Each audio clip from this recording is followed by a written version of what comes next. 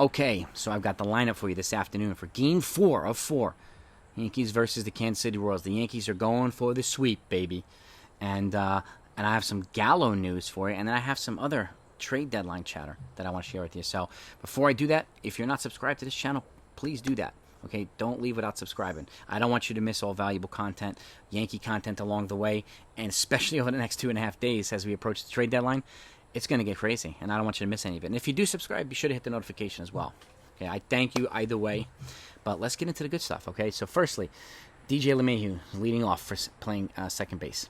Aaron Judge batting second in center field. Anthony Rizzo batting third, first base. Gleyber Torres cleanup. DHing today. He's getting half a day off. Andrew Benetendi's batting fifth in left field. Josh Donaldson's batting sixth at third base. Matt Carpenter's batting seventh in right field. It's good to see him hit that home run yesterday, so I'm happy to see it. IKF is at shortstop, batting eighth. And Kyle Higashioka's at the dish, batting ninth. And his battery mate this afternoon will be Jordan Montgomery as we go for the sweep against the Royals, and hopefully we'll get it. And if they do get the sweep today, the Yankees will be the first team to 70 wins. Phenomenal. Phenomenal.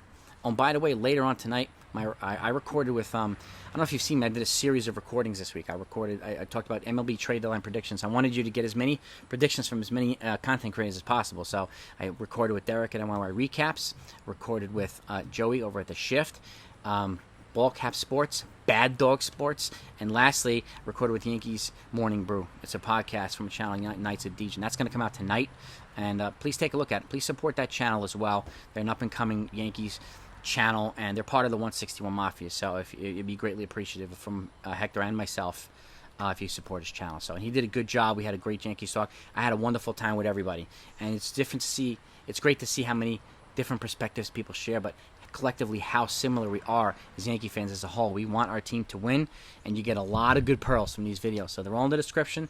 Take a look at them if you haven't seen them yet. I think you'll find them enjoyable. Now let's get to the news. Joey Gallo news first. I'm actually surprised by this. His market right now is the Rays, the Brewers, the Padres, and the Atlanta Braves. The Braves, I think, because they lost Adam Duvall, I think, yesterday for the season, so they need somebody on the cheap who's going to give some production in a low-pressure environment. Joey Gallo represents that guy, so he could be a get there. I'm surprised that the Rays and the Brewers are after him, but they are, and the Padres. So the likeliness of Gallo being moved over the next couple of days, very, very high. So that encourages me. Cashman, please do not be greedy. Do not ask for the moon. Just take what you can get. Take some payroll relief. Take a marginal prospect and keep it moving. Let's not disrupt something here, okay? Now, over to the trade deadline news. I'm hearing a bunch of chatter, right? I said yesterday, Juan Soto's down to 4 teams. And there are essentially 2 or 3 blockbuster trades that the Yankees could make if they decide to make him, okay? Number 1 would be Juan Soto, obviously. And it sounds like the Yankees are one of the 4 teams that are still in it. But I don't know. I'm not banking on it. But next one would be a blockbuster trade with the Pittsburgh Pirates. Okay? We've talked about this before, too. And one of their starters is available, Jose Quintana. But the way I see it, I have zero interest in Jose Quintana coming here unless David Bednar or Brian Reynolds or both come back with him. That would be a blockbuster trade. You get 3 of them. Monster trade. And the other trade I could think of is a trade with the Detroit Tigers because they're now listening to Tarek Skubal, or the offers on him. Okay, they're controllable lefty starter, dynamic starter, very talented. He's not a free agent until 2027, and they're also listening on Gregory Soto, which surprised me too. Their left-handed hitting, nasty throwing closer. He's not a free agent until 2026. That would represent a monster blockbuster too. Those guys, you give up a haul for those types of controllable years. And again, there are other trades that are being positioned, right, or being proposed. I mean, there's obviously something potentially with the Marlins that they could look into, right? A Pablo Lopez and maybe a Joey Wendell or something like that. Okay, you'd have to give up Gleyber Torres and Miguel Andujar and I think some prospects, obviously, for any of these guys. Fine. And then there's also like a Noah Syndergaard, but to me, him and Jose Quintana represent, they cannot be the only pitcher that you get. And even if you get both of them, it's still not good enough. They need a top-flight starter. And if they get a second pitcher, it'll be one of these guys. I am of the opinion the 2 starters would be better than 1. No matter what happens with Luis Severino, no matter what. There's still unreliable, there's still question marks in the rotation after Cole. So that's just my take on it. Now, there's a couple. I mean, this Shane Bieber has been mentioned, but I can't see that actually coming to fruition. I think the Cleveland Guardians might want to add rather than trade one of their starters. Now, a tad level below, you have Frankie Montes, who's one of their primary targets right now. But the fact is, they want a haul similar to what the Reds got for Castillo. So that makes him very difficult. And if they're going to trade a lot of players, you might as well go for the blockbuster, right? Instead of the good, solid. But that's generally hasn't been Cashman's MO. But at this point right now, they brought in Andrew Benetendi, which shows that they're serious about competing. But you want to compete or do you want to win the World Series is the question.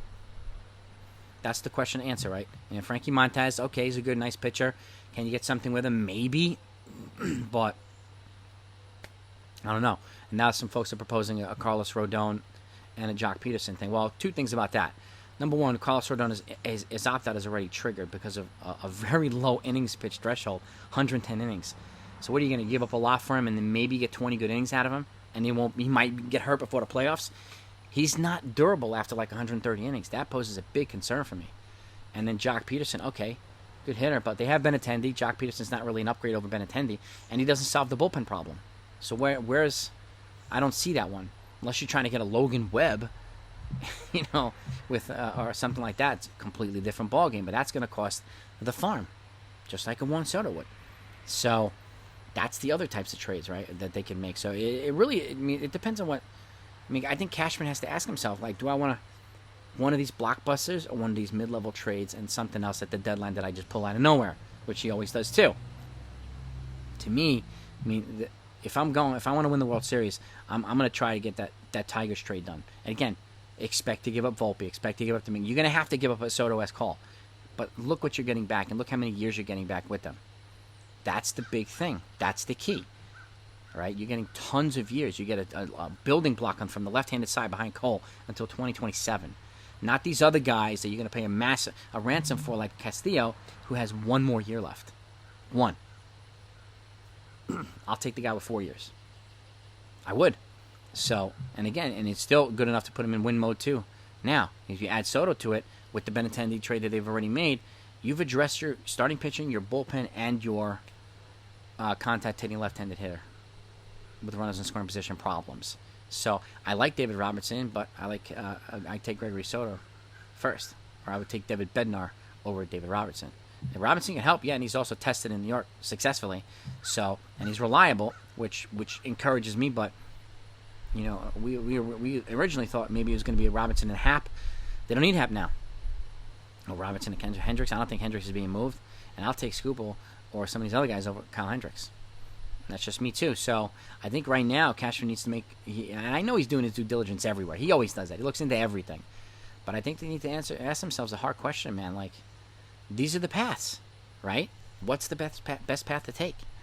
And if you can't get the pitchers, you have to go after Soto. If you can't get yeah. But if I'm choosing between that Tigers trade and the Soto trade, I'm doing the Tigers trade. Sorry.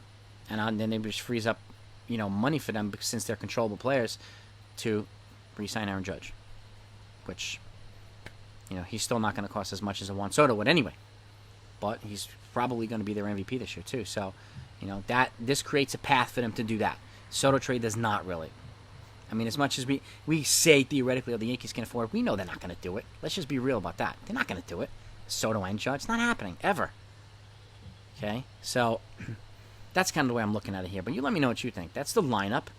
That's the Gallo news, and this is the other piece of the puzzle here that's really, really becoming vastly more interesting leading up to the deadline. It's going to be nuts.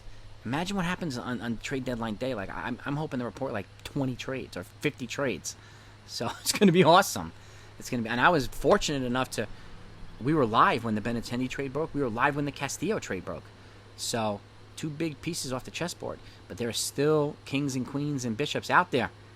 So let's get into this one, guys, and I'll be back later on for the recap. Over now.